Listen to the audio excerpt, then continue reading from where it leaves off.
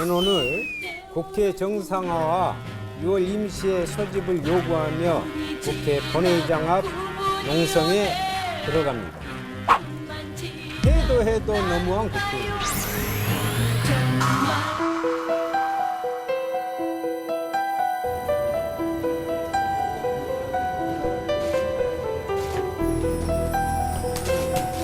이 부회장하고 DJ하고 친분이 있으신가요? 이건희 회장과 상당히 많은 재임 시에 대화를 많이 하셨고 이제 담소 끝나시면은 이건희 회장 진짜 핵심이 있는 썸띵 있는 그런 얘기를 한다.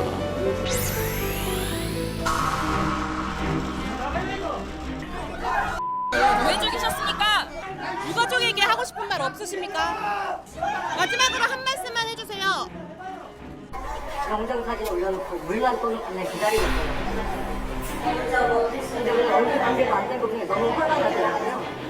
근데 이제 제가 당장 할 수 있는 건 형님의 명예 지키는 것과 그리고 저 여자의 강력한 처분을 원하는 것. 이것밖에 없더라고요, 사실.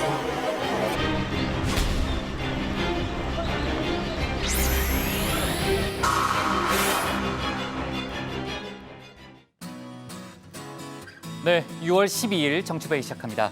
신반장, 북한이 이호 여사 별세 관련해서요. 김정은 국무위원장 명의의 조화를 보낸다고요? 네, 또 이호 여사 북한이 또 각별한 인연이 있는 만큼 네. 어떤 방식으로 조의를 표할지가 주목이 됐었는데 맞아요. 네. 조금 전인 오후 5시에 네. 김정은 위원장 명의의 조의문과 조화를 이 동생인 김여정 부부장이 이 김여정 부부장이 왔어요? 판문점 통일각을 통해서 전달을 했습니다. 그러면 최대한의 예우를 표한 거네요. 네, 메시지는 또 들어가서 속보로 전해드리겠습니다. 좋습니다.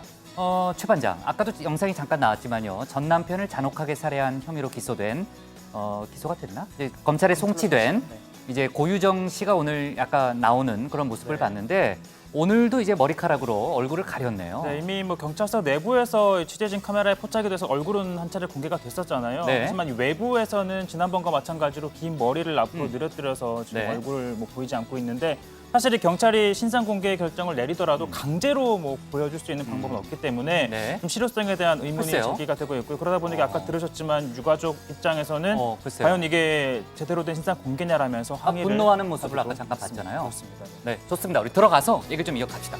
갑시다.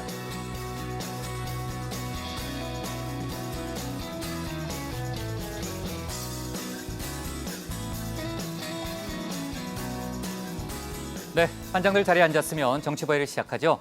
오늘은 6월 12일이죠. 오늘이 6월 12일입니다. 6.12 싱가포르 북미 정상회담 1주년이 되는 날입니다.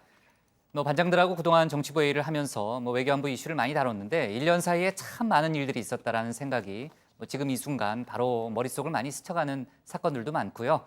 결과론적으로만 보면 지금 상황, 1년 전 기대했던 그런 모습은 아닙니다. 솔직하게. 남북 북미 정상회담을 거치면서 진전도 많았지만은 북미 협상이 얼마 전부터 교착 상태에 놓여서 속도를 내지 못하고 있고요. 또 북미 정상회담 저희도 많이 얘기했지만 하노이 회담 같은 경우에는 합의를 도출하는 데 실패했잖아요. 북한도 미국도 대화를 원한다는 메시지는 최근 들어서 계속 꾸준히 내고는 있지만요. 아무튼 특별한 진전을 보이지는 않아 왔습니다. 이런 상황에서 6월 12일 오늘 1주년을 맞은 날 북미 정상회담 관련해서 남북미 모두에서 다소 의미 있는 움직임이 감지됐습니다. 김정은 위원장이 친서를 보냈다는 사실을 트럼프 미국 대통령이 전격 공개했고요. 그 내용을 공개하면서 3차 북미 정상회담에 대한 기대감도 내비쳤습니다. 조금 전에 이제 신 반장하고 얘기했지만 이호 여사 조의를 계기로 해서 남북 대화 다시 물꼬를 틀 가능성 역시 또 조심스럽게 제기되고 있는 상황입니다. 자, 어제 저희가 이제 속보로 많이 다뤘지만요. 헝가리 유람선 참사 관련해서는 어제 인양 작업은 끝났습니다. 근데 끝내 실종자 4명의 행방은 찾지 못했죠. 조금 전인 오후 5시부터 우리나라 신속 대응팀이 허블레아니호 내부 수색에 들어간다는 속보가 나왔는데 지금 현지 그림이 영상이 정확하게 들어오고 있지는 않아가지고요. 수색에 들어갔는지는 저희가 확인이 되고 있지는 않은데 속보가 들어오면 다시 한번 얘기를 해보고요. 우리 대응팀이 선박 정밀 수색에 함께 참여하기를 원했지만은 헝가리 당국이 공동 수사에 참여하는 건 어렵다 이렇게 입장을 내놔서 함께 들어가지는 못했는데 오늘은 수사하고는 관계가 없고 실종자 수색을 위한 진입이라는 그런 명분으로 설득을 해서 헝가리 당국의 허가를 받았다고 합니다. 아마 관련해서 저희 회의 시간에 여러 가지 또 속보가 추가로 나올 가능성이 있어 보입니다. 그리고 짧게 간단한 소식만 하나 더 다루면요. 북한이 아프리카 돼지열병 발병 사실을 처음으로 공개했습니다. 북한 매체가 공식 보도를 한 건데요. 저희가 이제 북한에서 발병했다는 사실은 뭐 알고 있었잖아요. 근데 북한이 공식적으로 인정했다는 거는 혹시 북한 내에서 돼지열병이 확산되고 있는 건 아니냐 이런 우려를 낳게 합니다. 하여간 우리 정부의 방역 대책 구멍이 뚫리지 않게끔 점검을 해야 되겠습니다. 오늘 정치보도에는요. 먼저 고반장 발제를 들어보면서 헝가리 유람선 인양 관련 속보부터 자세히 알아보고요. 북미 정상회담 1년을 맞은 오늘 남북미의 움직임을 차근차근 정리해 보겠습니다. 국회 정상화 관련 논의와 전광훈 목사 발언 후폭풍, 또 삼성 바이오 수사 속보도 짚어봅니다. 그럼 먼저 고석승 반장의 발제부터 시작하겠습니다.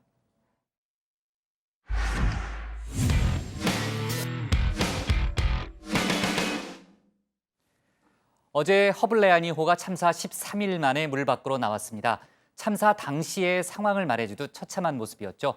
인양 과정 중에 헝가리인 선장 등 4명의 실종자 시신이 선체에서 발견돼서 수습되기도 했습니다.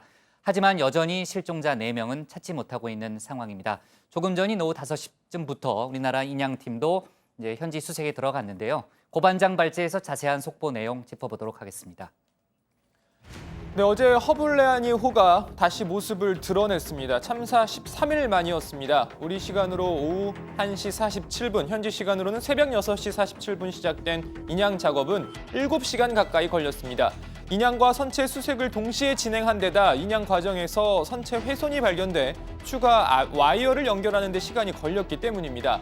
물 밖으로 나온 허블레아니호는 처참한 모습이었습니다. 여기저기 훼손된 이 선체가 참사 당시의 상황을 말해주는 듯해서 가슴 아프게 지켜본 분들 참 많았습니다.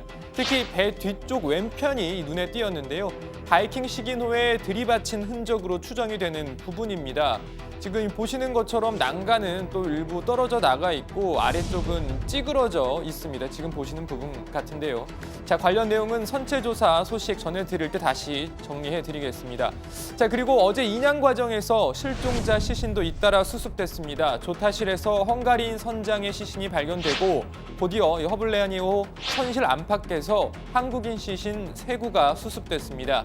신원 확인 결과 한국인 50대 여성, 30대 여성, 그리고 6살 어린아이였던 것으로 파악이 됐습니다. 자, 우리 정부와 헝가리 당국의 구조대원들이 선체 수색을 계속 이어갔지만 안타깝게도 끝내 실종자 4명은 발견되지 않았습니다.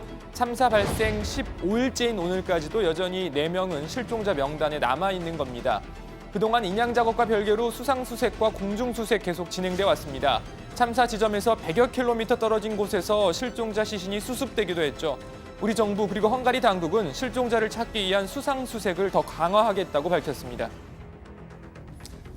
정부는 마지막 시신이 발견될 때까지 최대한 노력을 할 예정으로 있습니다.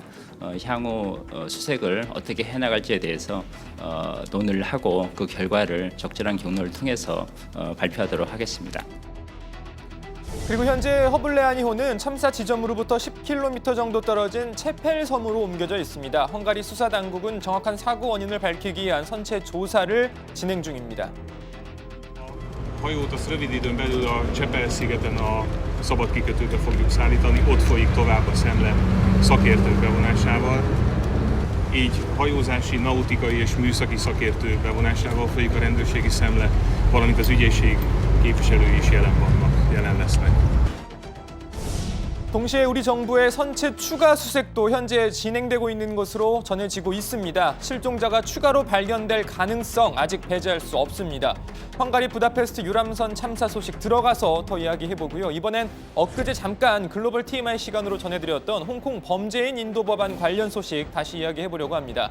범죄인 인도 조약을 맺지 않은 국가라도 요청이 있으면 범죄인을 인도하는 내용을 담은 이 법안이 우리의 국회격인 홍콩 입법회에서 추진 중입니다.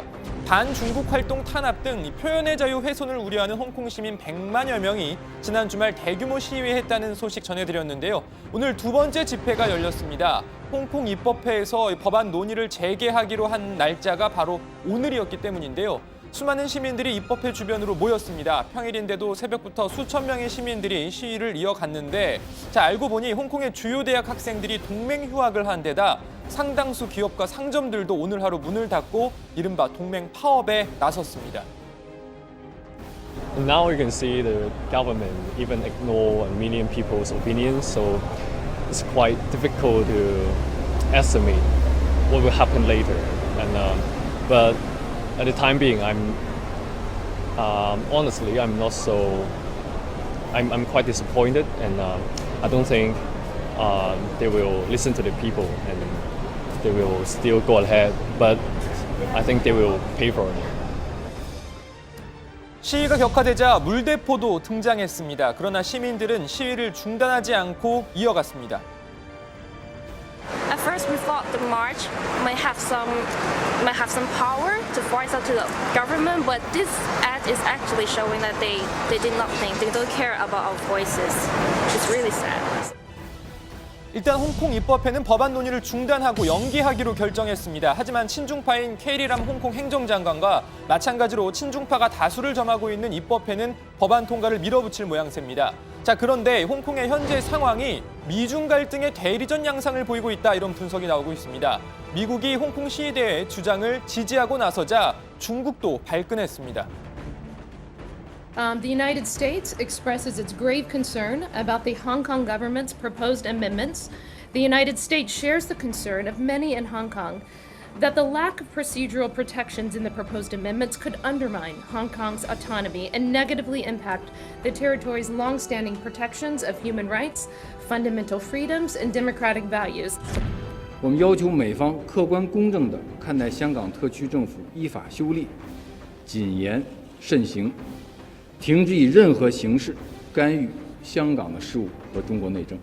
中央政府将继续坚定地支持特区政府推进修订两个条例的工作。 미중 갈등의 전선이 홍콩의 범죄인 인도 법안 반대 시위로까지 이어지는 모양새인데요. 앞으로의 상황 좀 더 지켜봐야겠습니다. 오늘 발제 이렇게 정리합니다. 참사 13일 만에 올라온 허블레아니호, 아직도 찾지 못한 실종자 4명. 네, 어제도 저희가 관련한 속보 바로 이제 현장에서 들어오는 대로 얘기를 했는데요. 어제 실종자 시신으로 추정되는 이제 시신 4구가 수습이 됐습니다. 아직 실종자 4명이 남아 있잖아요. 가족들 정말 애타게 소식을 기다리고 있고요. 오늘은 실종자 추가 발견을 위한 선체 수색을 우리나라 관계자들이 하고 있는 거죠. 그렇습니다. 조금 전 아마 시작이 됐을 것 같은데요. 원래 5시 예정이었잖아요. 예. 앞서 들으신 대로 현재 이 허블레아니호는 다뉴브강 이 체펠섬의 선착장으로 옮겨져 있습니다. 헝가리 당국의 이 선체 조사가 지금 진행이 되고 있는데 원래 현지 시간으로는 어젯밤 우리 정부의 그 신속 대응팀이 선체 내부에 추가 수색을 시도했습니다. 그런데 이 헝가리 당국이 이걸 우리 측의 어떤 수사 참여로 오해를 하고 허가를 하지 않았다는 거죠. 그랬다가 양국 정부 관계자들이 다시 좀 이렇게 논의 과정에서 오해가 이제 풀렸고요. 오늘 선체 진입 수색을 하게 된 겁니다. 네. 자, 선체에서 실종자가 발견될 가능성 남아있다고는 봐야 되는 거죠? 섣불리 단언하기는 좀 힘들 겁니다. 하지만 선체에서 이 추가 실종자가 발견될 가능성 아직 남아있는데요. 이 선체가 열흘 넘게 강 바닥에 있다 보니까 진흙이나 기존 시설물 등이 뒤엉켜 있는 상태라고 합니다. 따라서 이런 장애물을 세심하게 제거하면서 수색을 하다 보면 실종자가 발견될 수도 있습니다. 하지만 확실하게 지금 상황에서 발견이 된다, 안 된다라고 말하기엔 아직까지는 좀 어려울 것 같고요. 수색 상황을 좀 더 지켜봐야 할 것 같습니다. 네, 지금 전에 이제 발견됐던 실종자 시신이 사고 현장에서 상당히 멀리서 발견된 경우도 있었잖아요. 그러니까 지금 실종자 수색 범위, 물론 이제 허블레아니호 자체에 대한 수색 작업도 진행 중이지만요. 수색 범위는 계속해서 넓혀서 좀 봐야 되는 거죠. 정부의 방침도 그런 거 아닙니까? 네, 그렇습니다. 일단 헝가리 당국과 우리 정부 수상 수색과 공중 수색을 더욱 강화해서 실시하기로 했습니다. 이 조금 전에 들어온 소식에 따르면 이 헬기 공중 수색은 헝가리 정부가 전담을 하고 우리 정부는 이 보트를 이용한 수상 수색을 이렇게 집중하는 그렇게 업무를 좀 나눴군요. 분단했다는 소식이 조금 전에 들어왔고요. 자, 이렇게 수석 대원들은 하루에서 다시 상류로 거슬러 올라가는 방식으로 계속 이 수색을 이어갈 것으로 보입니다. 그리고 이 다뉴브강 하류 인근 국가인 세르비아나 루마니아 등에도 다시 한번 철저한 수색을 요청할 예정입니다. 실종자가 헝가리 국경 너머에서 발견될 가능성도 있기 때문이죠. 보다 자세한 향후 수색 계획은요, 우리 시간으로 오늘 저녁 9시쯤에 우리 정부와 헝가리 당국의 합동 기자회견에서 나올 것으로 예상이 됩니다. 네, 우리 시간으로 오늘 밤 9시쯤에 합동 기자회견이 예정이 돼 있고요. 관련한 소식은 이제 뉴스룸에서 저희가 현장 소식을 전할 텐데, 지금 이제 헝가리 쪽에서 조금 전에 나온 속보를 얘기했잖아요. 그러니까 헝가리 정부는 헬기를 이용한 이제 공중 수색을 하는 거고, 우리나라 정부 인양팀은 정부 대응팀은 이제 보트를 이용한 수색을 한다는 거고요. 지금 허블레아니호 기계실 발전기에서 전류가 흘러나와서 지금 안전 사고 위험이 있대요. 상당히 좀 우려가 되는 그런 상황이기 때문에 전기 전문가를 불러서 발전기 문제를 해결한 다음에 본격적인 수색에 들어갈 거라는 그런 발표도 있었습니다. 그리고요, 뉴욕타임스가 보도한 내용을 보니까 다뉴브강의 선박 통행량이 위험 수위에 올랐다, 이런 보도가 있는데, 전부터 이제 쭉 제기되던 문제점들을 헝가리 당국이 무시했다, 그런 취지의 보도네요. 네, 그렇습니다. 뉴욕타임스의 어제자 보도였는데요. 이번 참사 발생 전에 이미 부다페스트의 다뉴브강 선박 교통량이 위험 수준이라는 경고가 있었고, 헝가리 정부가 이를 무시했다는 겁니다. 뉴욕타임스 보도에 따르면 부다페스트 시 당국은 최근 여러 보고를 통해서 국제 크루즈선 그리고 이 지역의 유람선 간의 소통 부족, 또 통행량 증가 등으로 인한 사고 위험 경고를 받았지만 아무런 조치를 취하지 않았다고 하고요. 또 헝가리 정부와 부다페스트 시 당국이 큰 수입원인 관광산업 발전 등을 이유로 해서 위험 가능성을 인지하고도 별다른 대책을 세우지 않았다는 겁니다. 네, 좋습니다. 관련 속보 더 들어오면요, 저희가 바로 또 얘기를 해보고요. 국내 소식 간단히 몇 가지만 좀 짚어보겠습니다. 한국은행이 금리 인하 가능성을 제시했네요. 그렇습니다. 이주열 한국은행 총재가요. 창립 69주년 기념사를 통해서 이 향후 통화 정책과 관련해서 이 경제 상황 변화에 따라서 적절하게 대응해 나가야 하겠다라고 밝혔습니다. 그게 그렇게 중요한 언급이냐 이렇게 또 반문하실 수 있는데, 이주열 총재의 이전 발언과 비교하면 분위기가 좀 다릅니다. 이주열 총재는 최근까지 금리 인하 가능성에 대해서 그럴 상황 아니다라는 아주 단호한 입장이었는데, 이랬던 것이 상황이 나빠지면 할 수도 있다, 이런 뉘앙스로 바뀐 겁니다. 자, 한국은행 총재의 발언 하나하나가 이 금융시장에 미치는 영향이 크다는 걸 그럼요. 아주 크죠. 예. 이주열 총재 본인이 가장 잘 알고 있을 것이기 때문에 방금 소개해드린 그 발언 우연히 나온 게 아니라는 거죠. 네, 그뿐만 아니라 이주열 총재는요, 또 기념사를 통해 성장 경로의 불확실성은 한층 커진 것으로 판단된다라고도 했습니다. 그러면서 특정 산업 중심의 수출에 크게 의존하고 있는 우리 경제로서는 이 같은 불확실성 요인이 어떻게 전개되는지에 따라 이 성장이 영향을 받을 수밖에 없다라고 했는데요. 그러니까 이 경제 성장 경로의 불확실성이 커졌다라는 언급을 한 건 결국에는 올해 성장률 전망치를 낮출 가능성을 내비친 것 아니냐라는 분석이 나옵니다. 한국은행의 경제 성장률 수정 전망치는 다음 달 18일 발표될 예정인데요. 결과적으로 성장률 전망치 하향 조정을 하고 그 뒤에 금리를 인하하는 것도 검토하겠다라는 뜻으로 풀이가 됩니다. 만약 금리를 내린다면 여러 대내외 경제 조건상 올해 3분기보다는 4분기가 좀 유력하다는 분석입니다. 네, 그리고 오늘 나온 통계를 보니까요, 취업자 수 증가폭이 다시 20만 명대를 회복했다는 그런 내용이네요. 네, 지난 4월에는 10만 명대로 떨어지면서 잠깐 주춤하는 모습을 맞아요. 보였었는데 다시 20만 명대 회복했습니다. 통계청이 오늘 발표한 5월 고용 동향을 보면 지난달 취업자 수는 2,732만 2천 명으로 1년 전 같은 달보다 25만 9천 명이 늘었습니다. 취업자 증가 규모는 작년 2월 10만 4천 명으로 급감한 데 이어서 올해 1월까지 12개월 연속 부진한 편이었는데요.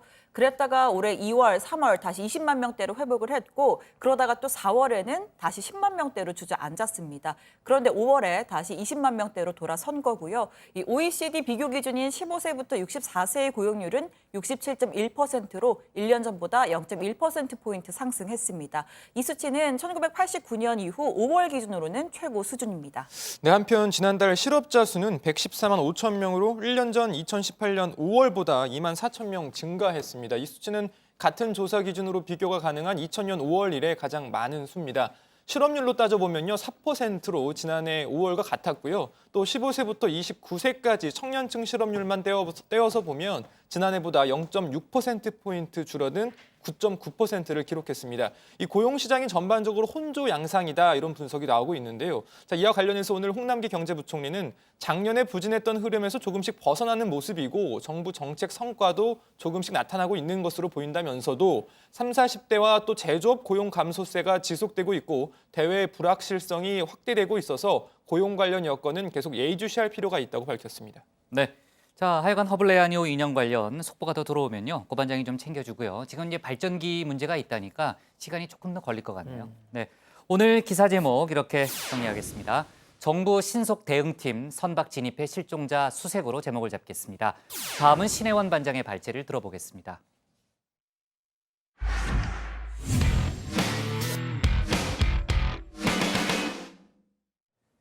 싱가포르 북미 정상회담이 오늘로 1주년이 됐습니다. 트럼프 대통령은 김정은 위원장에게서 아름답고 따뜻한 친서를 받았다고 전격 공개했는데요. 교착 상태에 있는 북미 대화 물꼬를 다시 트는 계기가 될지 주목되고 있습니다. 이런 가운데 문재인 대통령은 노르웨이에서 우리 시간 오늘 저녁 한반도 평화 구상이 담긴 오슬로 연설을 할 예정입니다. 오늘 신 반장 발제에서 외교안보 속보 또 이혜호 여사 빈소 관련 속보를 함께 전해드리겠습니다. Great. We're going to have a great discussion, and I think tremendous success. They'll be tremendously successful, and it's my honor, and we will have a terrific relationship. I have no doubt. 우리한테는 우리 발목을 잡는 그 과거가 있고 또 그릇된 풍경과 관행들이 우리 때로는 우리 눈과 귀를 가리우기도 했는데 우린 모든 것을 이겨내고 이 자리까지 왔습니다. That's true. 옳은 말씀입니다. 모든 것을 이겨내고 이 자리에 왔다. 그렇습니다. 이 두 정상이 한 프레임 안에 섰다는 것 그 자체만으로도 역사였습니다. 전 세계인의 시선이 사상 첫 북미 정상회담이 열리는 싱가포르에 쏠렸었죠. 당시 JTBC도 싱가포르 현지 스튜디오를 비롯한 24시간 특보 체제로 관련 속보를 실시간으로 전해드렸습니다. 자, 그때 이 김필규 앵커와 최종혁 반장 그리고 저까지 아마 다시 보기는 힘들 것 같은 3샷도 나왔었는데 특히 정장 차림의 최 반장 엄청 지적해 보입니다. 도대체 1년 새에 무슨 일이 있었던 걸까요? 자, 당시 북미는 완전한 비핵화를 약속하는 공동 성명까지 내면서 한반도 평화 프로세스를 예상보다 빨리 완성할 수 있을 거란 기대감을 높였습니다. 하지만 지난 2월 2차 하노이 북미 정상회담이 노딜로 끝난 후에 협상은 교착 상태를 이어가고 있습니다. 서로 셈법을 바꾸라며 줄다리기를 이어가는 가운데 트럼프 대통령이 김정은 위원장으로부터 이 친서를 받았다는 사실을 공개했습니다. I just received a beautiful letter from Kim Jong-un. I can't show you the letter, obviously, but it was a very personal, very warm, very nice letter. We have a very good relationship together. Now I can confirm it because of the letter I got yesterday. And I think, I think that something will happen that's going to be very positive. 싱가포르 회담 1년 그리고 하노이 회담이 결렬된 지는 103일 만에 온 친서입니다. 북한이 하노이 회담에 대한 내부 평가와 협상팀 재편을 마치고 대화 재개에 손짓을 한 걸로 보입니다. 트럼프 대통령의 반응도 긍정적입니다. 북한이 계속 약속을 지킨다는 전제하에 세 번째 만남도 충분히 가능하다고 말했습니다. Well, it could happen, but I want to bring it further down the line. Look, in the meantime, he's kept his word. That's very important. 단거리 미사일은 있었지만 핵실험이나 장거리는 아니었다. 또 앞으로도 추가 도발은 없어야 한다는 점을 강조한 겁니다. 북미 협상의 위기 때마다 정상 간 친서 외교가 빛을 발했었는데 이번에도 그 역할을 할 수 있을지가 주목되는 시점입니다. 자, 또 한 명의 당사자 문재인 대통령은 오늘 순방 중인 노르웨이 오슬로에서 한반도 평화를 주제로 한 연설을 합니다. 세 차례의 남북 정상회담과 두 차례의 북미 정상회담을 통해 남북미 정상들은 비핵화와 평화를 향한 공감대를 확인했습니다. 상대방을 이해하고 배려하며 소통과 만남의 의지를 잃지 않는다면 한반도의 항구적 평화를 반드시 이룰 수 있을 것입니다. 생전에 남북 가교 역할을 자처했던 고 이희호 여사의 빈소에 북측이 어떤 방식으로 조의를 표할지도 관심이었습니다. 이 여사가 김정일 국방위원장 사망 당시 방북해서 상주인 김정은 위원장을 직접 위로했던 만큼 이 북측에서도 조문단을 파견하지 않겠냐는 관측이 조심스럽게 나왔었는데요. 일단 통일부는 어제 개성 연락사무소를 통해서 고 이희호 여사의 별세 소식을 알렸습니다. 장례위원회 요청에 따라서 부고를 전달했습니다.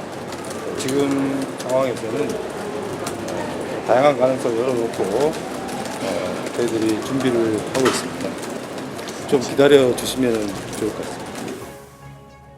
다만 또 일각에선 북미 협상 교착 여파가 남북 관계까지 미친 상황이 조문단 파견의 걸림돌로 작용하고 있다는 관측도 나왔습니다.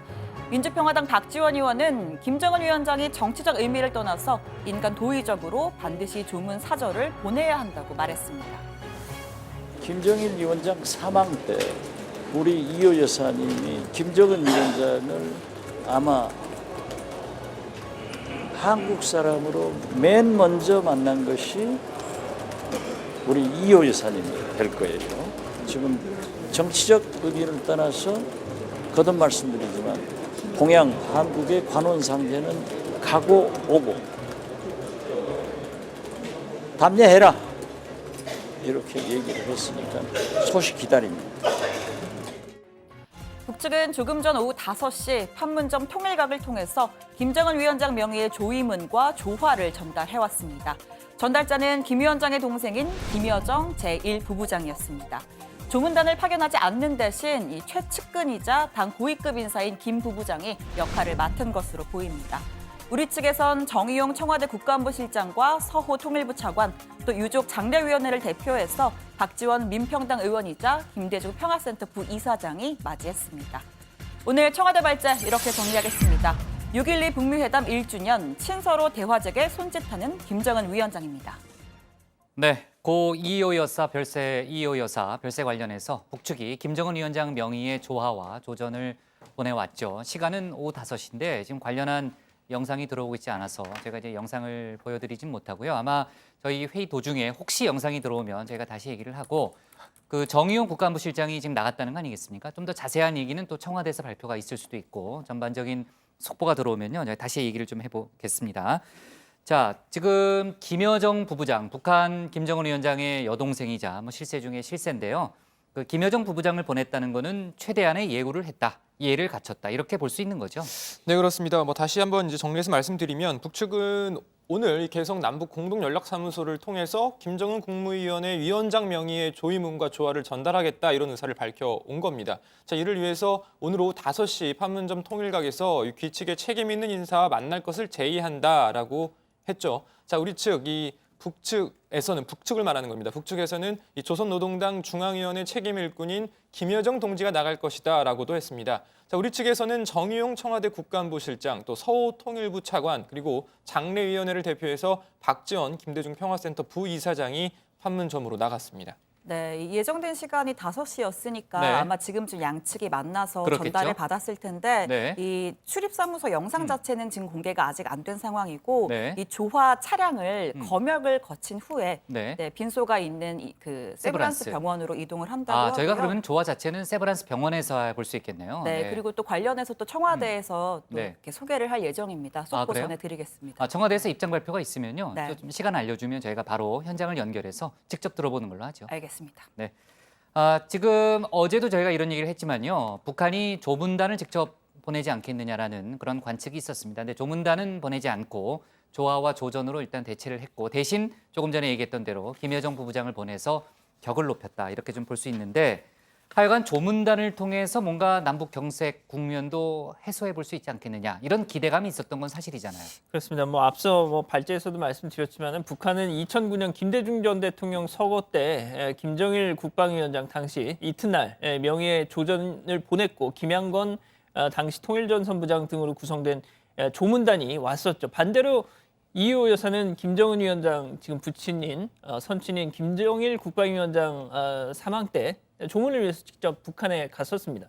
또 2015년에는 김정은 위원장 초청으로 방북도 했었죠. 이런 인연 때문에 사실 김대중 전 대통령 때처럼 조문단 오지 않겠느냐라는 전망이 많았는데 역시 남북관계 소강 국면에서 북측이 다소 부담을 느낀 거 아니냐라는 분석이 있었고 그럼에도 앞서 말씀드린 대로 여동생 김여정 부부장을 통해서 전달을 하면서 최소한의 성의 표시는 하려고 했다. 뭐 이런 해석이 가능할 것 같습니다. 네, 뭐 일종의 지금 북미 간의 신경전 양상이잖아요. 뭐 지금 양 반장 얘기대로 아마 그런 상황을 전반적으로 고려했다 이런 해석이 가능할 것 같고요.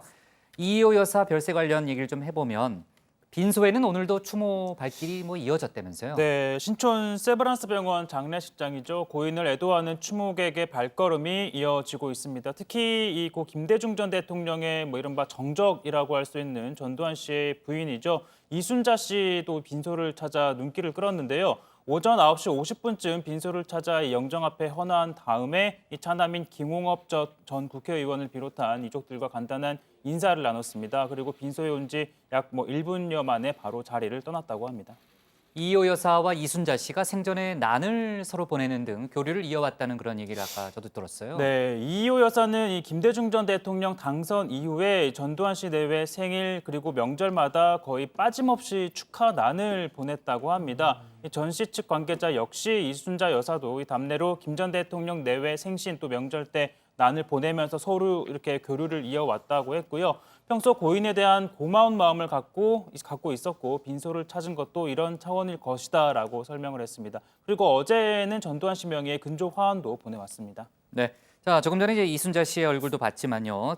고 김영삼 전 대통령의 차남이죠. 현철 씨도 빈소를 찾았죠. 네, 그렇습니다. 이 김대중 전 대통령과 전두환 씨가 뭐 소위 정적이었다 이런 평가를 또 받는다면 또 DJ와 YS, 김대중 대통령과 김영삼 전 대통령은 또 필생의 라이벌 관계였다라고들 많이 하죠.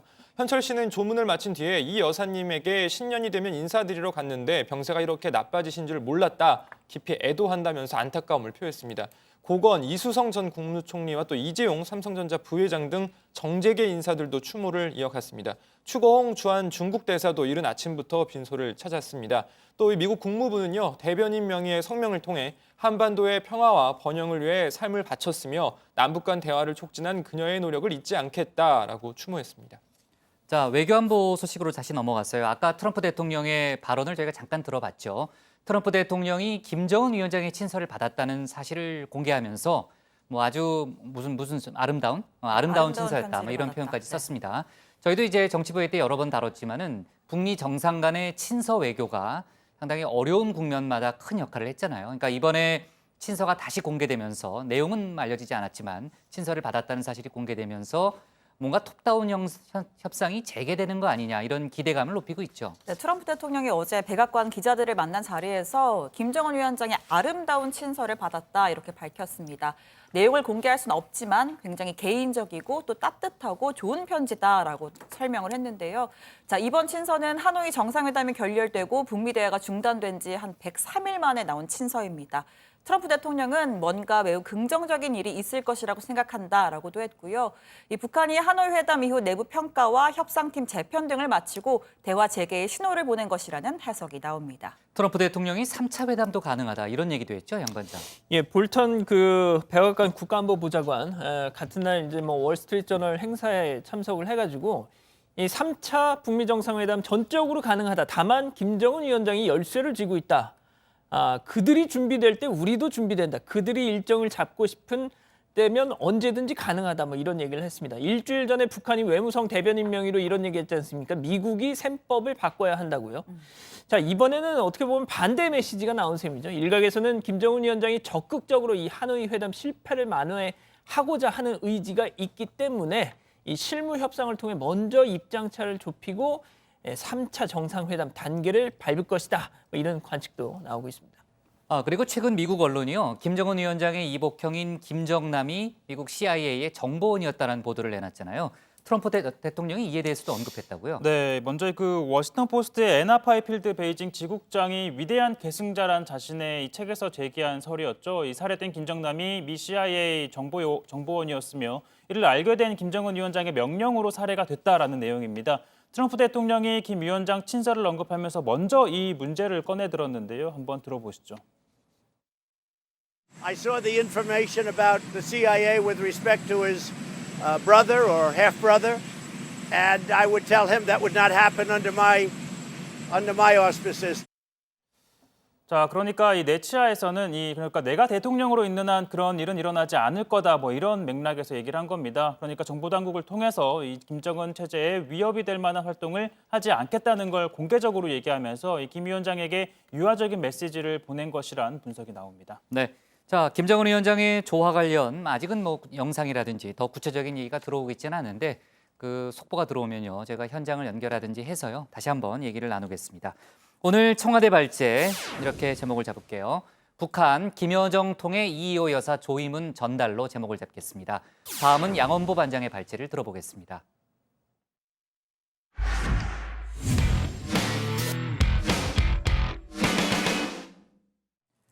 청와대가 오늘 20대 국회에서 국회의원 국민소환법이 꼭 완성되기를 바란다고 밝혔습니다.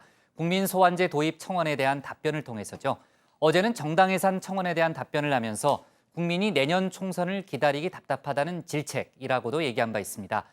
연이틀 청와대가 국회, 특히 야당을 압박했다는 그런 지적이 정치권에서 나오는데요. 한국당은 야당에 대한 전면전 선포라며 반발하고 있습니다. 오늘 양 반장 발제에서 관련 소식과 다른 정치권 뉴스를 함께 정리해 보겠습니다. 예, 그렇습니다. 오늘은 복귀왕 청와대 정무비서관이 나섰습니다. 국회의원 국민소환제, 리콜제 왜 도입 않느냐라는 국민 청원이 20만 명을 넘긴 데 대해서 이 정부 입장을 내놓은 거죠. 자, 복귀왕 비서관, 대통령도 시장도 뭐 도지사도 하물며 지방의원도 다 리콜이 되는데 유독 국회의원만 안 되는 건 어불성설이다, 이렇게 말한 겁니다. 국회가 일을 하지 않아도 어떤 중대한 상황이 벌어져도 주권자인 국민은 국회의원을 견제할 방법이 없습니다. 청원한 이유가 여기에 있습니다. 자, 언뜻 들으면요, 여야 정치권 모두를 향한 비판 같죠. 하지만 지금 국회 상황에 대입을 해보면 자유한국당 들으라는 말 같습니다. 아니, 한국당이 그렇게 반응하고 나왔습니다. 특히 어제 이 강기정 청와대 정무수석이 정당 해산 청원 답변하면서 내년 4월 총선까지 기다리기에 답답하다, 못 기다리겠다라는 질책으로 보입니다. 라고도 했는데 오늘 나경원 원내대표 지금 이거 우리한테 하는 소리야? 지금 우리 겁박하는 거야? 라는 듯 이렇게 응수한 거죠. 야당에 대해서 해산될 정당이라는 취지의 그런 이야기 운운하면서 전쟁 선포하지 말고 가서 시장에 가서 민심 들으십시오. 자, 정말 이 국회 정상화 출구가 안 보인 채 꽉 막혀 있는데, 자, 이런 와중에 한국당 내부에서 아주 충격적인 주장이 나왔습니다. 장제원 의원, 자, 내부 총질을 한다고 욕먹더라도 내가 이 말은 꼭 해야 되겠다 면서 우리 당에서 어째 두 사람만 신난 것 같다라고 말이죠. 국회 올스톱 시켜놓고 당 지도부 스케줄은 온통 이미지 정치뿐입니다. 제왕적 대통령 비난하면서 정작 우리가 제왕적 당대표, 원내대표를 운영하고 있습니다. 자, 다음 소식 가보죠. 예, 한국기독교총연합회 대표회장이자 사랑제일교회 담임 목사 전광훈 목사님 어제 오후 늦게 이 회견이 진행되는 바람에 주요 내용을 그냥 저희가 말로만 전해드렸는데, 야, 이건 정말이지 스펙타클한 장면이 많았습니다. 먼저 문재인 대통령 하야, 이건 주님의 명령이다, 이런 말이 떨어짐과 동시에 한 중년 신사, 이 전광훈 목사 향해서 고성 지르며 뛰쳐나온 겁니다. 이렇게요. 주님의 명령입니다. 정광훈! 자, 정광훈! 내려와라! 내려와!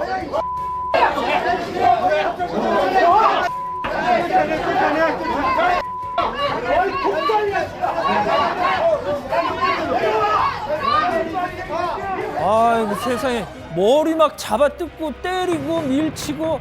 자, 하지만 우리 정광훈 목사님 이런 상황에 아주 이골이 났다는 듯 눈 하나 깜짝 않고 한껏 여유를 보여줍니다. 이렇게 말이죠. 제가 항상 이런 모임을 할 때마다 2명, 3명이 결정적인 순간에 이렇게 소리지고 나가려고 짜고 오는 거예요. 짜고. 그것도 한두 번 할 때 통하지. 다 알아, 니들. 자, 그런데 앞서 보신 그 머리 끄덩이 잡힌 채 끌려나간 그 중년 신사, 이 정광훈 목사 말씀처럼 무슨 불온한 단체 소속의 괴한 그런 거 아니었습니다. 바로 같은 한기총 소속의 이세홍 목사였던 것이죠.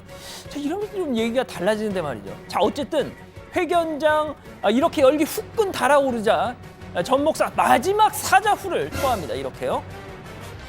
올 연말까지 문재인이 스스로 걸어 나오든지 그래서 빨리 박근혜하고 그 깜빵을 교대하란 말이야. 교대. 박근혜 대통령을 네 손으로 잘 모시고 청와대 자리에 앉혀놓고 너는 그 자리로 들어가.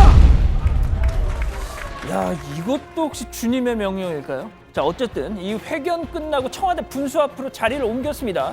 아하, 그런데 이곳에는 이미 몇몇 시민단체가 와서 전광훈 목사 일행을 기다리고 있었던 거죠. 하지만 우리 전광훈 목사님, 주님 말씀을 전한다는 그 확신, 그 믿음 때문인지 정말 기적 같은 반응을 이렇게 보여줍니다. 부끄러운데가 하나님이 안 부끄럽나? 당신은 지옥불로 떨어질 거야. 전장에 하나님은 네, 감사합니다. 하나님이 두렵지 않나? 감사해요. 자, 그런데 좀 이상한 게 앞서 들으셨겠지만 반대하는 분들이 뭐 방송에서 좀 뭐 부적절한 표현이 있지만 자꾸 뭐 빤스 목사다 무슨 뭐 빤스 이런 왜 이렇게 저속한 표현을 쓰는지 도대체 무슨 사연인 건지는 저도 잘 좀 알아봐야 되겠네요. 자, 어쨌든 전광훈 목사 약속한 대로 청와대 앞에 천막에 들어가서 보시는 것처럼 첫날 단식을 몸소 실천했습니다. 자, 그런데 잠시 후 아주 반가운 얼굴이 현장 경력차 저 천막을 찾은 거죠. 농성장 찾아가겠다라는 약속을 지킨 겁니다. 이렇게요. 저는 우리 김문수 지사님을 대단히 사랑합니다. 알겠습니다. 또 선배들한테 이게 잘못 만나서 주사파 교육을 받게 되었고 그 결과 노동운동으로 가셨다가 체포되었습니다. 예, 뭐 저런 얘기를 뭐 굳이 할 필요가 있습니다. 예, 자, 그런데요, 이 한기총 큰일 났습니다. 전국 150만 성도를 자랑하는 여의도 순복음교회 주축의 이 기독교 대한 하나님의 성회, 어제 이 한기총에 대한 행정 보류를 결의했다는 소식입니다. 행정 보류가 뭐냐? 한기총 탈퇴를 준비하는 그 사전 조치라는 겁니다. 자, 만약에 이 순복음교회가 한기총에서 떨어져 나온다, 그야말로 한기총은 반의 반쪽이 된다는 거죠. 자, 오늘 준비한 소식은 여기까지입니다. 네, 자, 어제 강기정 청와대 정무수석의 청와대 청원 답변, 최 반장 발제 때 제가 들어봤고요. 오늘은 복기왕 정무비서관이 국회의원 국민 소환제 청원에 대한 답변을 내놨습니다. 사실상 국회 일정을 보이콧하고 있는 자유한국당을 향한 비판이 아니냐, 정치권에서는 이렇게 받아들이고 있고요. 관련해서 나경원 한국당 원내대표, 아까 저희가 잠깐 그 발언도 들어봤지만요. 청와대가 전쟁 선포를 한 거 아니냐 이렇게 발끈하고 있습니다. 전체적으로 국회 정상화에 또 다른 변수가 될 수 있다, 이런 얘기도 있더라고요. 네, 어제 뭐 정당 해산 청원 그리고 오늘 국민 소환제 청원 두 청원 모두 답변 기한이 6월 말 7월 초였습니다. 그러니까 청와대가 시한보다 한 보름 정도 일찍 답변을 내놓은 건데 또 뭔가 포석이 있다고도 볼 수가 있는 대목이죠. 사실상 청와대가 이 여론의 힘으로 국회를, 특히 한국당을 압박하면서 국회 정상화를 끌어내기 위해서 나선 게 아니냐라는 해석이 나오고 있습니다.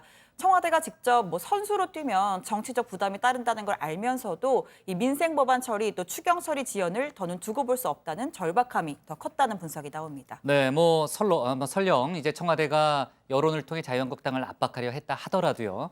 한국당이 과연 청와대의 압박에 응할까요? 고 반장, 어떻게 봐요? 네, 그래서일까요? 오늘 한국당이 강기정 청와대 정무수석을 향해서 다소 원색적인 비난을 내놨습니다. 이만희 한국당 대변인이 이 강기정 정무수석에 대해서 상습폭력 전력 수석이라고 한 겁니다. 이 과거 의원 시절 국회 충돌 사태 당시에 강기정 수석이 몇몇 불미스러운 일에 얽혔던 것을 언급한 겁니다. 어쨌든 그런 정무수석이 국민의 평가 운운하면서 사실상 야당 심판론을 제기하는 막가파식 국회 모욕에 나선 데 대해서 분노를 표한다, 이렇게 주장한 겁니다. 네, 국회 정상화 관련한 여야의 입장차가 조금 좁혀졌다는 얘기를 어제 저희가 했잖아요.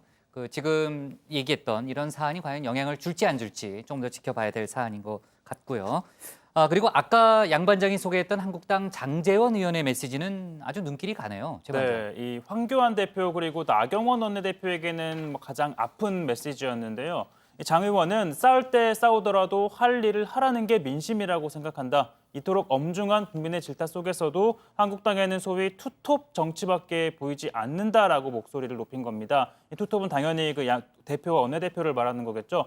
그러면서 정치의 중심인 국회는 올스톱 시켜놓고 당 지도부의 스케줄은 온통 이미지 정치뿐이라면서 지금 전국이 한가한 상황인지 당 지도부께 충정을 가지고 묻지 않을 수 없다라고 지적한 겁니다. 단일 대우를 바라는 한국당 지도부 입장에서는요, 조금 아픈, 조금이 아니라 상당히 아픈 얘기겠는데요.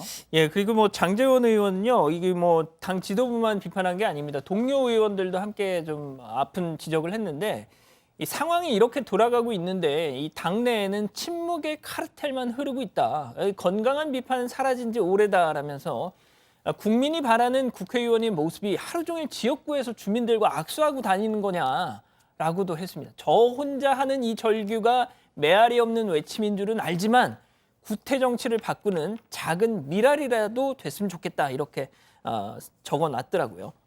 그리고 김진태 한국당 의원이 오랜만에 기자간담회를 했던데 황교안 대표의 리더십을 비판했다는 얘기를 들었거든요. 양 반장이 아까 취재했죠? 아닌가? 예, 일단 황교안 대표가 지금 막말주의보를 내린 데 대해서 이 강한 유감을 드러냈습니다. 그러니까 김진태 의원 나는 아무런 말을 한 적이 없는데도 지금 제명안까지 올라갔다. 숨만 쉬어도 막말이냐라면서 이건 어떻게 조심해야 되는 거냐? 가만히 있으면 중간이나 간다는 기회주의가 이러다가 당내 확산될지 우려된다라는 말을 한 거죠. 그러면서 민주당 이해찬 대표는 얼마 전에 야당이 다 도둑놈이다라고까지 했는데 이보다 더한 막말이 세상에 어딨냐?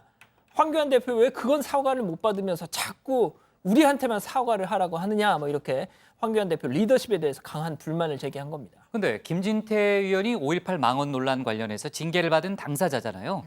그런 본인의 입장에서 얘기하기에는 조금 앞뒤가 좀 맞지 않는다 이런 얘기도 있잖아요. 네, 김진태 의원은 그 부분에 대해서도 언급을 했습니다. 김진태 의원은 사과를 하고 싶어도 무슨 말을 한 게 있어야 사과를 하는 것 아니냐라고 하면서 5.18 유공자 명단을 공개해야 한다는 게 막말은 아니지 않은가라고 주장했습니다.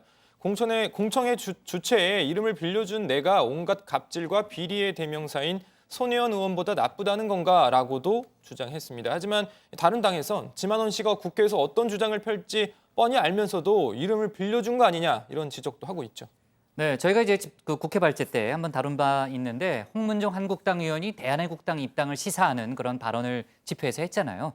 그 관련한 얘기를 오늘 김진태 의원도 했다면서요. 그 동반 탈당자를 유력하게 거론된 이름이 바로 김진태 의원이었잖아요. 그렇죠. 여러 명 중에 한 명이었죠. 간담회에서 당연히 입장을 내놨는데 네. 탈당을 고민 중이다.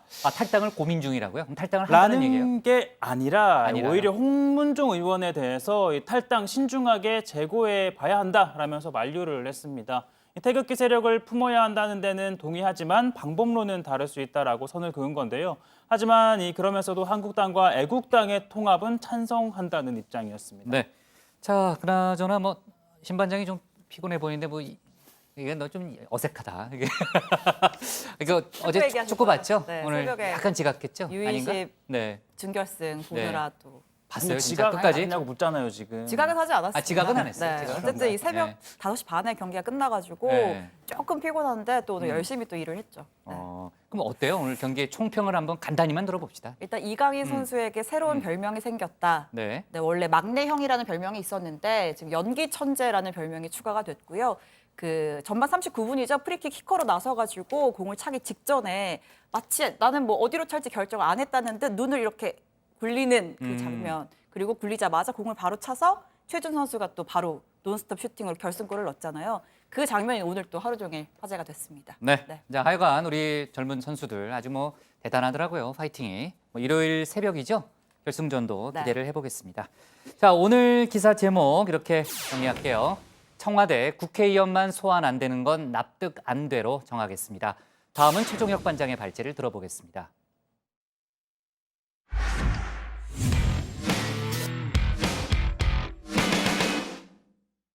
네, 어제도 저희가 이제 관련 속보로 전했는데요. 삼성 바이오로직스의 분식회계와 증거인멸 의혹 관련해서 삼성전자 사업 지원 TF의 정현호 사장이 17시간이 넘는 검찰 조사를 마치고 오늘 새벽 귀가했습니다. 정 사장은 관련 혐의를 부인한 걸로 전해지고 있는데요. 다만 정 사장이 이재용 삼성 부회장의 최측근으로 꼽히는 인물인 만큼 조사 결과 분식회계 의혹 등 삼성의 경영권 승계와 관련됐다는 정황이 만약에 포착된다면 이 부회장에 대한 소환 조사로 바로 이어질 거라는 분석이 나오고 있습니다. 오늘 최반장 발제에서 삼성바이오 관련 수사 속보를 자세하게 짚어보겠습니다. 네, 오늘은 좀 좋은 얘기로 한번 시작해 보겠습니다.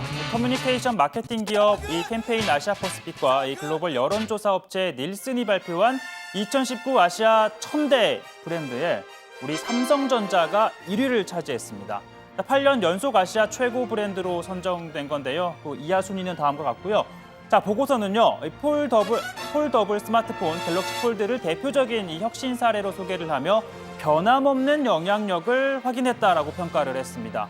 그러나 삼성 바이오로직스 분식회계를 둘러싼 검찰 수사와 경영진 구속 등을 언급하며 삼성의 평판은 이 최근 비리 의혹으로 인해 훼손될 수 있다라고 덧붙였습니다. 자, 그럴 법도 한 게 삼성바이오의 분식회계와 증거인멸 의혹 수사가 이재용 부회장 턱 밑까지 다가왔습니다.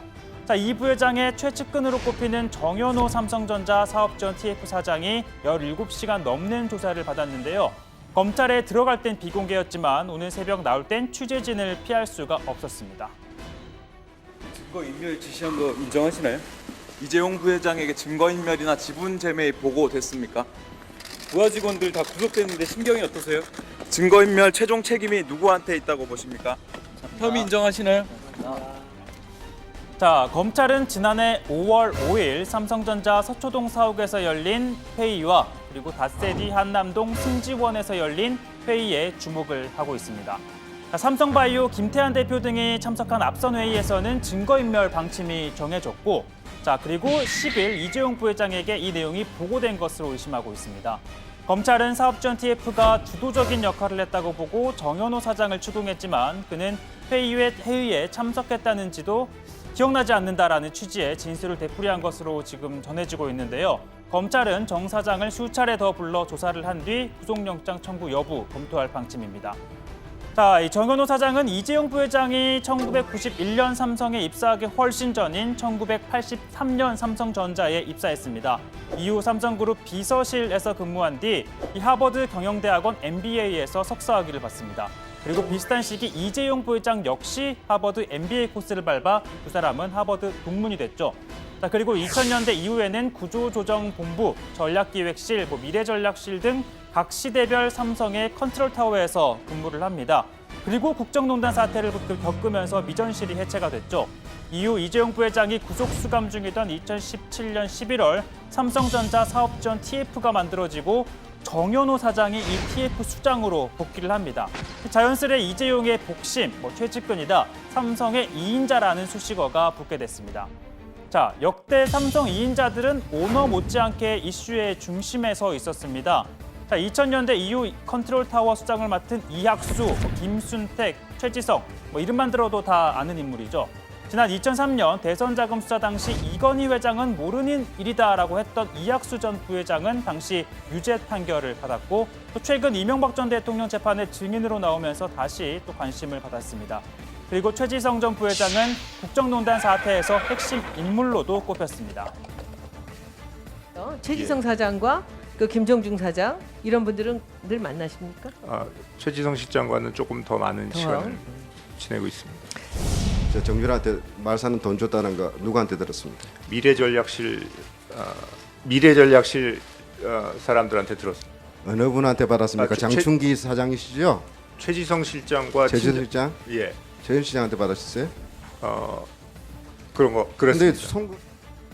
자, 최지성 전 부회장은 바로 이 뇌물 공여 혐의로 1, 2심에서 유죄 선고를 받고 지금 대법원의 최종 판결을 기다리고 있는데, 마찬가지로 정현호 사장도 이번 사건으로 피의자 신분으로 소환이 된 만큼 일단 사법 처리는 수순으로 예상이 됩니다.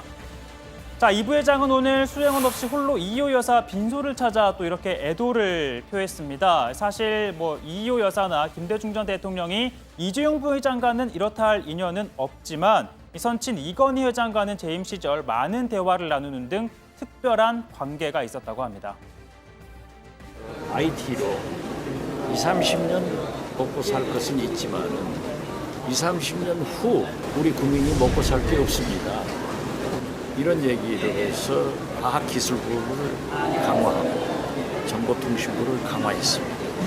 그러면서 대통령께서 이제 담소 끝나시면은 이건희 회장 진짜 핵심 있는 썸띵 있는 그런 얘기를 한다. 이건희 회장의 말씀이 딱 맞은 거예요. 자, 이런 가운데 삼성과 관련해선 또 다른 이슈가 제기가 됐죠. 다스 등과 관련한 소송비 명목으로 삼성에서 7억여 원을 받은 혐의로 기소된 이명박 전 대통령. 자, 1심은 이 전 대통령이 다스 실소유주가 맞다고 이 61억 원을 뇌물로 인정을 했습니다. 그런데 검찰은 삼성이 수십억 원을 더 전달한 정황을 확보하고 항소심 재판 일정을 추가로 잡아달라고 요청했는데요. 이 검찰이 확보한 건 미국 로펌이 삼성 측에 요청한 약 50억 원의 비용 청구서인데 사실이라면 이 전 대통령이 받은 돈은 100억 원이 넘을 가능성도 있습니다.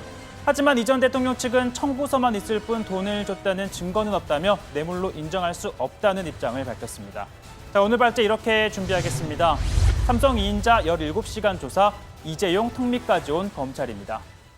자, 오늘 이명박 전 대통령 재판이 있었는데요. 삼성에서 다스 소송비 명목으로 수십억 원이 더 이 전 대통령 측으로 갔다는 그런 보도가 나왔잖아요. 관련해서 이 전 대통령 측은 피의사실 공표죄 위반이다. 이런 주장을 폈다고요? 네, 그렇습니다. 검찰이 관련 자료를 확보하고 재판부에 공판 일정을 추가해달라는 의견서를 제출했다는 건 어제 오후 저희 JTBC 보도로 알려졌습니다. 검찰은 보도 직후에 지난달 말 국민권익위원회로부터 이 전 대통령의 뇌물수수 혐의를 뒷받침하는 제보와 근거 자료를 넘겨받아서 정확한 뇌물 액수를 확인 중이라고 공개했습니다. 그런데 이 전 대통령 측은 검찰이 피의사실 공표한 것이라면서 유감을 표했습니다. 변호인은 무죄 추정의 원칙 등 형사소송법의 근간 정신을 훼손했다고 반발하면서 검찰이 의견서에 관련 자료를 첨부한 것도 이 재판부에 유죄 예단을 줄 수 있다며 향후 정식 증거조사 과정을 밟을 때 제출해야 한다고 주장했습니다. 이에 재판부는 검찰이 낸 의견서에 첨부된 관련 자료는 분리해서 돌려보냈습니다. 네, 원래 이 전 대통령의 항소심 재판이 오는 17일에 결심 공판을 진행하고 마무리 수순으로 접어들 예정이었습니다. 그런데 재판부는 17일 결심 공판을 취소하고 오는 14일 검찰이 주장하고 있는 추가 뇌물수수 혐의에 대한 구체적인 내용을 듣고 이에 대한 변호인 측의 의견을 듣기로 했습니다. 또 이 전 대통령 측은 일정이 연기가 되면 김백준 전 기획관도 재차 불러서 증인신문해야 한다라고 요구를 했고요. 오늘 재판에선 다스 자금 횡령과 조세 포탈, 국정원 특수활동비 수수 혐의 등에 대해 검찰과 변호인의 쟁점 공방이 오랜 시간 동안 벌어졌습니다. 네, 그리고 이제 이명박 전 대통령에게 특활비, 국정원 특활비죠. 특수활동비를 건넨 혐의로 재판에 넘겨져서 1심에서 무죄를 선고받았죠. 김성호 전 국정원장에 대한 항소심 첫 공판이 오늘 열렸는데 아까도 잠깐 이제 신반장 얘기를 들었지만요. 20세 이하 축구 월드컵 경기를 그 재판 중에 언급을 했다면서요? 예, 그렇습니다. 오늘 새벽 한국이 승리한 이 에콰도르 20세 이하 준결승 경기처럼 공정한 판단, 그 경기처럼 공정한 판단을 해달라 이렇게 요청을 한 겁니다. 자, 김성호 전 국정원장은 경기 후반 추가 시간에 에콰도르가 한 골을 넣었지만 VAR 비디오 판독을 통해서 이게 옵사이드로 밝혀진 점을 직접 거론을 하면서 운동장에도 이렇게 법의 지배가 살아있고 공정한 심판이 있었다라고 한 겁니다. 그러면서 이 사법부 독립을 위해서는 법관의 소신과 용기가 필요하다고 생각한다면서 편견 없이 정확하고 공정하게 판단해달라 요청을 한 건데요. 자, 김성호 전 원장은 이명박 전 대통령 측의 특활비를 4억 원을 건넨 혐의로 이 재판에 넘겨졌지만 1심 재판부는 직무와 관련한 대가성이 인정되지 않는다라면서 무죄를 선고한 바 있습니다. 국정원 특활비 상납 혐의로 기소됐던 이병호 전 국정원장의 경우에는 모레 석방된다면서요? 네, 두 전직 원장은 박근혜 전 대통령 측에게 전달한 혐의죠. 이병기 전 원장은 8억 원, 이병호 전 원장은 21억 원을 전달한 혐의로 기소가 됐는데 두 사람 모두 1심에서 징역 3년 6월, 2심에서 징역 2년 6월 실형을 선고받았고 현재 대법원 판단을 남겨놓고 있습니다. 상고심의 경우 재판부는 2개월 단위로 3번까지 구속기한을 연장할 수 있는데 지난해 12월 항소심 선고 이후 3번의 구속기간 갱신이 모두 이뤄졌습니다. 이에 따라 재판부는 구속기간이 13일 자정에 만료됨에 따라 구속을 취소하기로 결정을 했고요. 이 두 사람은 오는 14일 자정에 석방이 돼 불구속 상태로 남은 재판을 받게 됩니다. 참고로 같은 혐의로 기소된 남재준 전 국정원장은 이 특활비 혐의와는 상관없이 국정원 댓글 사건 수사와 재판을 방해한 혐의로 이미 징역 3년 6월이 확정이 돼 복역 중입니다. 그리고 오늘 박상기 법무장관이요. 과거사의 활동을 평가하는 기자회견을 하기로 예정돼 있었는데 텅 빈 회견장에서 혼자 발표를 했다고요? 네, 그렇습니다. 과거사의 조사와 심의 결과에 대해서 조사 대상자들의 반발이 크고 또 검찰의 재수사 결과에 대해서도 비판이 이어지면서 박상기 법무장관이 오늘 부실 수사나 인권 침해 등에 대해 사과나 또는 이 제도 개선책 등을 발표할 것으로 알려졌습니다. 그런데 지금 보시는 것처럼 지금 나오고 있는데요. 자, 이 박 장관은 텅 빈 기자회견장에서 혼자 입장문을 읽었습니다. 지금 말씀드린 것처럼 이 과거사의 활동과 검찰 수사에 비판이 많은 만큼 검찰 출입기자단에서 브리핑 후 이 질의응답을 요구했지만 법무부가 질문을 받지 않겠다고 밝히면서 이에 대한 항의 차원에서 브리핑 참석과 내용에 대한 보도를 보이콧하기로 결정했다고 합니다. 자, 그리고 전 남편을 살해한 혐의를 받고 있는 고유정 씨가 오늘 고유정이 검찰에 넘겨졌는데 얼굴이 공개가 안 됐죠, 오늘도? 예, 앞서 오프닝 때 말씀드린 것처럼요. 제주 동부경찰서 고유정을 살인 사체 손괴, 사체 유기, 은닉 혐의로 검찰에 송치했습니다. 지난 5일 신상공개 심의위를 열어서 실명 나의 얼굴 공개하기로 했지만 앞서 경찰 조사 때와 마찬가지로 이번에도 고개를 푹 숙이면서 긴 머리로 얼굴을 가렸습니다. 취재진 질문에도 답하지 않았습니다. 보시죠. 우발적 범행 맞나요? 범행을 후회하시나요? 남겨진 아이와 남편에게 하고 싶은 말 없습니까? 왜 죽이셨습니까? 유가족에게 하고 싶은 말 없으십니까? 마지막으로 하고 싶은 말 없으세요? 네, 들으신 것처럼 피해자 유족들은 얼굴을 들라면서 울분을 토했고 고 씨가 얼굴을 드러내지 않은 채 호송 차량에 탑승을 하자 바닥에 주저앉아서 이 호송 차량 진행을 막고 통곡을 하기도 했습니다. 유족 측은 고 씨는 우리 가족 모두를 죽인 거나 다름없다면서 살인자 고 씨가 좋은 변호사를 써서 몇십 년 살다가 가석방되지 않도록 법정 최고형인 사형을 집행해야 한다고 요구했고요. 일부 유가족은 신상공개 결정에도 불구하고 고유정의 얼굴을 제대로 본 사람이 한 명도 없다면서 경찰서 서장실을 방위 방문하기도 했습니다. 네, 이호 여사 조의 관련해서는요. 김여정 부부장하고 이현 통전부 실장이 나와서 이제 조화하고 조전을 전달했다는 그런 속보가 들어왔고요. 정의용 국가안보실장이 지금 브리핑을 하고 있는데 일단 김정은 위원장의 친서는 없었다는 그런 얘기를 했습니다. 아무래도 저희는 이제 정치부회가 거의 끝나가니까 조금 더 자세한 속보는 뉴스룸에서 다뤄야 되겠네요. 오늘 기사 제목은 이렇게 정리할게요. 삼성 소송비 추가 대납 의혹, MB 항소심 연기로 제목을 잡겠습니다.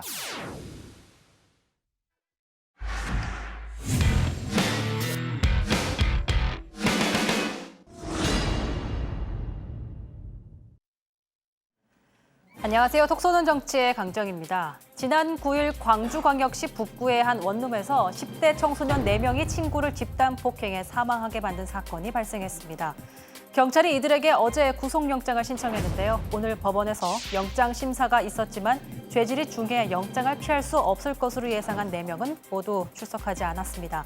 결국 조금 전에 구속영장이 발부됐습니다. 사건을 함께 들여다보겠습니다. 피해자 B군과 가해자 A군 등 4명은 광주의 한 직업 전문학교를 다녔습니다.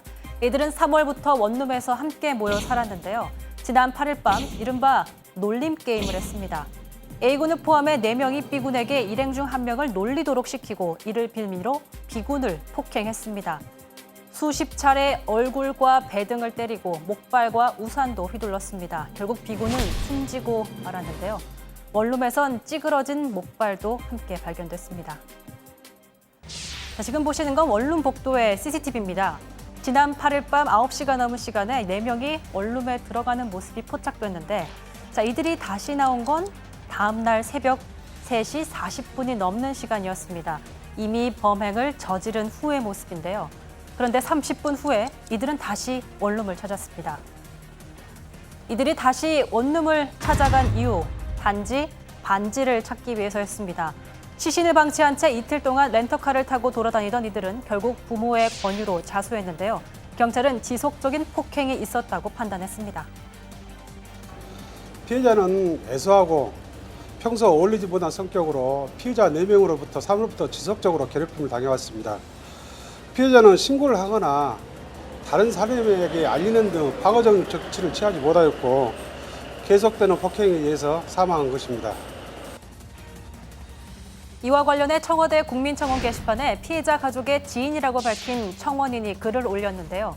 청원인은 이들이 평소 동생을 장난감처럼 취급했다. 가해자들은 자수했다는 이유로 또 18세에서 19세 나이라는 이유로 죽일 동기가 없이 폭행을 하다가 의도적이지 않게 죽었다는 이유로 감형을 받을 거라고 한다며 분노했습니다. 이 사건은 인천의 중학생 사건과 비슷한 부분이 있습니다. 피해자 몸집이 왜소했고 지속적인 괴롭힘을 당했으며 게다가 집단 폭행을 당한 것도 비슷합니다. 실제로 10대 폭행 사건을 보면 이런 양상이 두드러집니다. 충북 제천에서 10대 학생 4명이 여중생을 밤새 끌고 다니며 폭행했습니다. 자신들이 겁을 주는 모습을 핸드폰 동영상으로 촬영까지 했는데요. 청소년들의 잔인한 범죄가 끊이지 않고 있습니다. 경기도 의정부시의 고등학생 2명이 1시간 반 동안 동급생을 마구잡이로 때리는 장면이 CCTV에 잡혔습니다. 이가 부러지고 뇌진탕을 일으킬 만큼 심각했습니다. 전문가들은 10대 청소년들이 또래 집단에서 인정받기 위해서 약자를 괴롭히는 행동을 한다고 말합니다. 네, 그 10대들은 성인하고 달리 집단 내에서 사회적 지위가 인정을 받아야 되죠. 그러기 위해서는 계속 강한 모습, 폭력적인 모습을 보여줘야 된다고 하는 그러한 문화가 이제 터잡고 있고요.